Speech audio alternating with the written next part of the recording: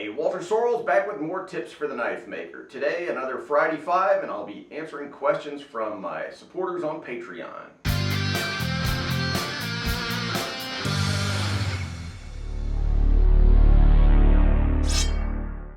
So first, I want to thank my supporters on Patreon. If you're not familiar with Patreon, it's a way of supporting creators that you think are doing cool work. If you like this channel, love for you to go by patreon.com/Walter Sorrells and help us out. Anyway, all the questions that I'll be answering today will be from folks who support us on Patreon. So first question today from a Patreon supporter, Sebastian Steckel.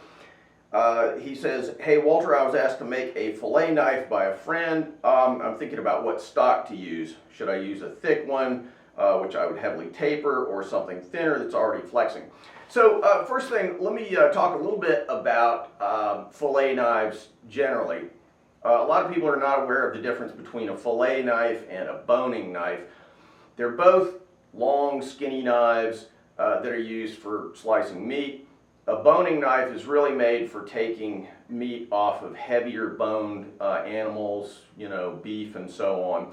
Whereas a fillet knife is a skinnier, more flexible kind of knife that's used principally for filleting, which means just taking the meat and the skin off of poultry and fish. So the basic answer to the question is, yeah, you want to go with a very thin stock, something like 1/16 of an inch. If you're making a fillet knife, they should be nice and flexible, whereas a boning knife is a little bit thicker and heavier. Now a question from Jeremy. I'd like some beginner help on Jamons. I recently purchased Parks 50 and I'm using W2 steel. So he goes into some more detail, but he's not getting the results that he's looking for, and so he's looking for a little help. I should mention, first of all, that I do have a whole, complicated video about Jamons available for sale on my website, waltersorrellsblaze.com. But putting that aside, so here are some basics about Jamons. First point is that, the definition of a Jamon, it comes from Japanese sword making. It's a sort of little wiggly line that goes down the blade that demarcates a hardened part on the edge from a soft, unhardened section of the blade on the spine. And you can actually see this line visually that kind of shows the underlying crystalline structure of the steel. There are a bunch of nuances to Jamons, and you really can't sort it all out in 5 minutes, but some key points for you to be aware of. First, you got to have the right steel if you're going to be making Jamons. Jeremy here is using the right steel. W2 is excellent for making Jamons. You have to cool it fast enough. Now, here's kind of the key point. He mentions Parks 50 here. In my opinion, and if there's any one little thing that I have some expertise in knife making, it's Jamons. You get the best Jamons by water hardening. So water hardening is something people like to stay away from because it's really easy to crack blades when you water harden. So I have some procedures to kind of ameliorate that. But one of the things that a lot of people do is use fast quenching oil. Parks 50 is one of those. The cooling curve of Parks 50 is supposed to kind of mimic water. It doesn't quite do it, but it's much safer to use than using water. So the problem is that every little thing that you change, the thickness of the steel, the type of clay that you use, how thick your clay is, the quenchant that you use, all of these little things, even how you normalize the steel, all these kinds of things will affect how your Jamons come out. So, unfortunately, Jamons are just not one of those things that you just roll out of bed and get perfect. If you really want to do Jamons, my recommendation is that you make a whole bunch of little blanks out of whatever steel it is that you want to be using, 1095, W2, W1, whatever it might be, and just test out different heat treating regimens, different applications of clay, different quenchants, maybe different temperatures that you're going into the water, all those kinds of things.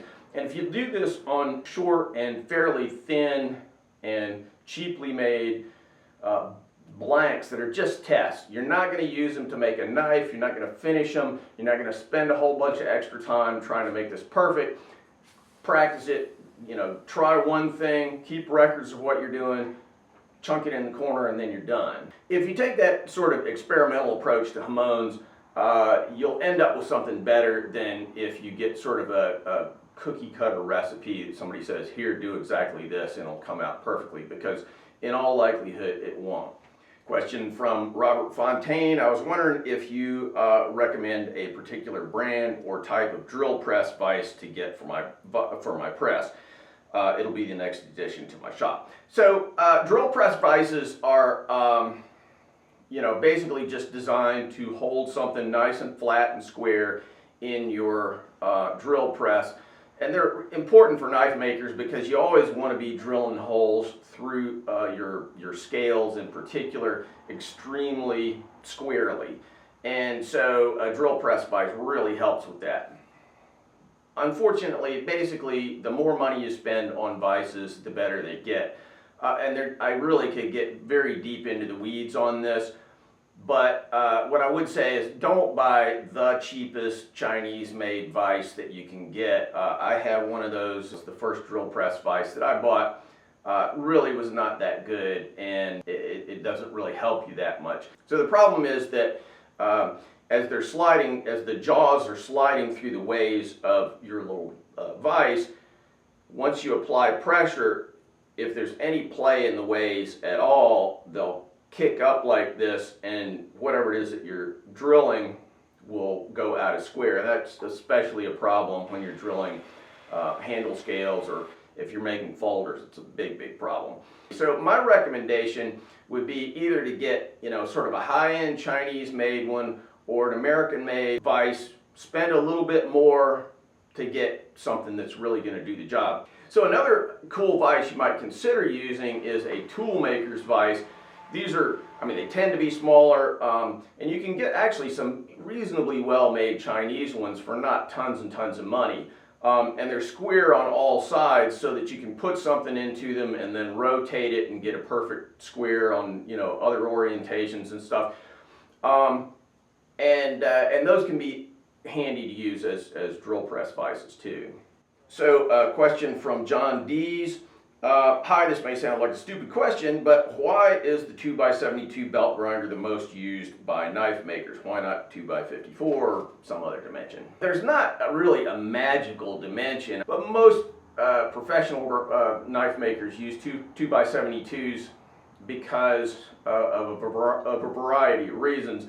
The first is smaller belt grinders, that is ones with really short belts. Those belts just wear out really fast, and if you're making a lot of knives, doing a lot of grinding, you're just changing belts all day. So 2x72s are not crazy expensive, not crazy huge. You can put them on a normal sized workbench, but the belts will still last a reasonable amount of time. Also, I guess because that's sort of the sweet spot in terms of size and performance, there are just a lot of high quality belt grinders available to knife makers.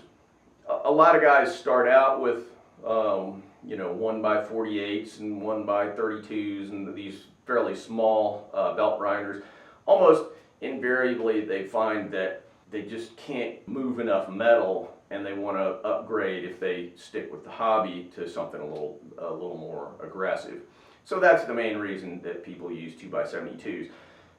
As I said, there are a lot of 2x72s available. Some of them are extremely high quality with a lot of attachments that are specifically made for knife makers. Once the 2x72 kind of got established, all kinds of options became available, some of them for reasonable prices, some of them quite expensive, some with very little performance, some with very high performance. So a lot to choose from if you're interested in a 2x72. I should also mention that I will be doing kind of a whole series about belt grinders pretty soon. I was intending to do it this month, but it's probably going to be well into next month before I get started on that. But if you are looking for information about belt grinders, should have a whole series about attachments and all that stuff coming up pretty soon. Last question from Al DiPaolo. He's got a bunch of questions, but this is one that I think is, a pretty common problem. Glue's leaked out from handle scales onto the ricasso even after cleaning with alcohol and Q-tips, and now it's hardened. What do you do? So this is a very, very common problem with knife makers who epoxy their handles on. What I like to do is, basically you have sort of that point where the ricasso or the blade hits the handle scale, and the handle scale pops up like that, and so you get glue that wicks out right here or squeezes out and hardens there, and it looks bad, so you got to get rid of it. What I like to do is come straight down the face of that scale, so you're trying to get right into that little corner. If you use either a very sharp knife blade, a little shop blade or something like that, or a razor blade, you can usually sort of make it peel out from this face, and then you can just peel it off.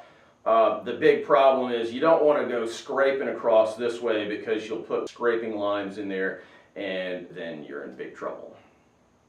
Alright guys, well that wraps it up for today. I'm probably going to do another one of these next weekend, and then I'll get back to some actual projects, and you can see me getting back to knife making again. Alright guys, thanks for watching, and as always, thank you to my Patreon supporters. Thanks for watching guys. If you like what we're doing here, please subscribe and make sure that you click on that bell so you get notified of all the latest videos. Want to buy a knife from me? Check out my modern blades at tacticsarmory.com. Digging the channel? You can support our video making efforts on Patreon. I've been banging away on these videos for like 10 years, so I hope you'll show some love for all that hard work. Link in the cards and descriptions. Finally, if you're interested in making Japanese swords, check out my full line of Japanese sword videos, where I show how to forge Japanese swords as well as how to polish them and how to make fittings, handles, and scabbards. WalterSorrellsBlades.com.